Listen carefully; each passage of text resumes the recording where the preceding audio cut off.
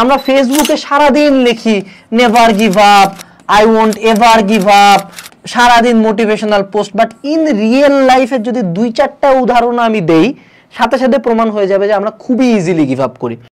জেদ থাকতে হবে যে না আমি ছাড়বো না, যা আছে জীবনে মারে ফালাবা, মারে যতক্ষণ পর্যন্ত না ফালো, যতক্ষণ আজের এসে জান না নিয়ে যাবো ততক্ষণ পর্যন্ত উঠবো আমি, যতবার লাগে। একটা পরীক্ষা দিয়েছি কম পাইছে কি হয়েছে, একটা জায়গায় ফেল করছি কি হয়েছে, একবার পাত্তা দেওয়া না কি হয়েছে, পাত্তা দিতে হবে, একবার জিততে হবে। আমি জেদ লাগবে। ম্যাথ আমি কম পারি, ম্যাথ আমি কম বুঝি, আচ্ছা তুই একটা ম্যাথ করবি, আমি বইয়ের সব কটা ম্যাথ করে যাবো, এখন আয়তো তুই একটা ম্যাথ একবার করবি, ম্যাথটা 10 বার করবো, আমি 10 বার করবো, আমি মুখস্থ ম্যাথ করবো, তুই বুঝে করবি। এবার আয়তো বায়োলজি একদিন পড়ছি হয় না, বায়োলজি 10 দিন পড়বো, বায়োলজি 10 বার শেষ করবো।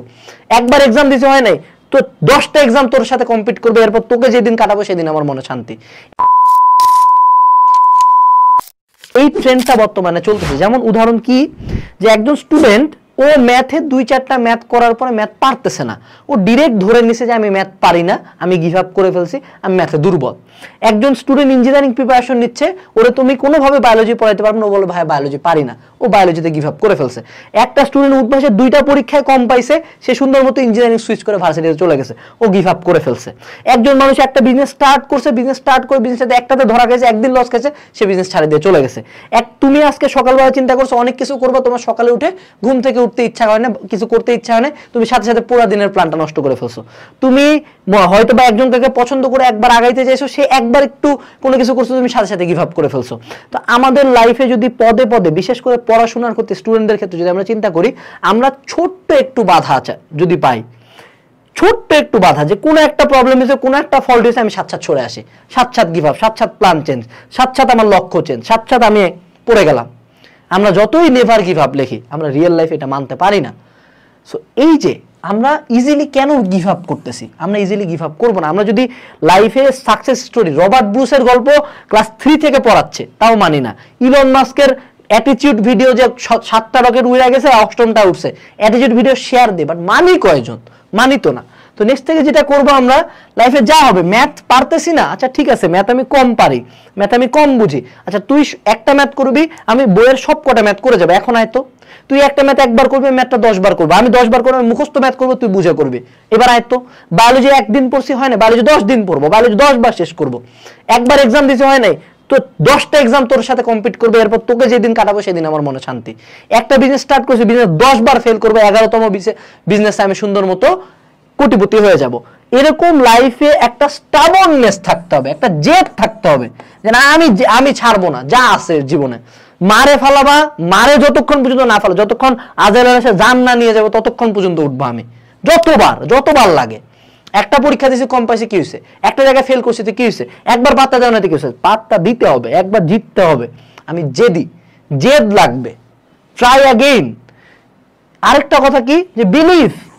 দেখো তোমার যদি বিলিভ শুরু থেকে থাকে আমি ম্যাথ পারি না, আগেই ধরে নিছো ম্যাথ পারে না, ও আগেই বিশ্বাস করে যে ম্যাথ পারে না।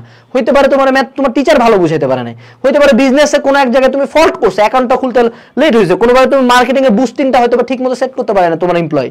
বাট তোমার তো একটা বিলিভ থাকতে হবে যে আমি হার্ড ওয়ার্ক করছি, আমি ইনাফ ট্যালেন্টেড, আমি ইনাফ পরিশ্রম করতেছি, at the end of the day I will succeed, at the end of the day this hard work will pay off, at the end of the day আমি উপরে যাব। আমি 2 দিন পর নিজের এটা বলি, একদিন আমি অনেক উপরে যাবো, একদিন অনেক উপরে যাবো। এটা মানে বোকাচোদার মতো মানুষের সামনে বলি না, নিজের মনে মনে বলি, ঠিক আছে? কিন্তু কেন বলি, যাতে আমার মাথার মধ্যে বিলিফটা, আমার ব্রেন বা আমি যাতে বিলিভ করি যে না আমি একদিন পারবো, একদিন আমার মধ্যে এই বিলিফটা থাকতে হবে। এবং বিলিফের সাথে সাথে যদি আমি বিলিভ করে আমার মধ্যে কনফিডেন্স আসবে, এবং একবার যদি আমি ছোট্ট একটা সাকসেস পাই, তখন কিন্তু এটা একটা সাইক্লিক্যাল, একটা ভালো একটা সাইকেলের মধ্যে ঢুকে আমি কিন্তু আরো সাকসেস পাইতে থাকবো। বাট আমাকে ওই সাকসেসটা, ইনিশিয়াল সাকসেস না পাওয়া পর্যন্ত কাজ করে যাইতে হবে। উবার কোম্পানি এখন পর্যন্ত প্রফিটে আসতে পারে নাই, আমাদের সোহাগ ভাইয়ের রকমারি আগের বছর আসছে প্রফিটে, বাট সোহাগ ভাই তো গিভ আপ করে নাই। আমরা রবার্ট ব্রুসের গল্প শুনি, আমরা ইলন মাস্কের গল্প শুনি, আমরা এত গল্প শুনি, আমরা ফেসবুকে এত লিখি, বাট আমাদেরকে রিয়েল ওয়ার্ল্ডে দেখা যায় যে কোনো একটা প্রবলেম হলে তুমি গিভ আপ করে ফেলছো।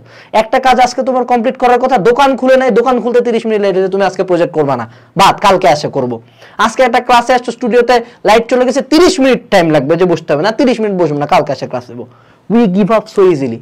So next time don't give up so easily, never give up. আমরা মাঝে মধ্যে লাইফে গিভ আপ করবো, আমি যে এত লেকচার দিচ্ছি না, আমিও মাঝে মধ্যে গিভ আপ করবো, বাট তারপর আমরা কি করব, আমরা ট্রাই করবো, আমরা যুদ্ধটা দিয়ে যাব, যাতে দিন শেষে পিছন ফিরে তাকাইতে বলি ঠিক আছে আমার ভাগ্যে, আমার শক্তিতে, আমার জীবনে যা ছিল আমি সব করছি, তারপর আমি পারি নাই।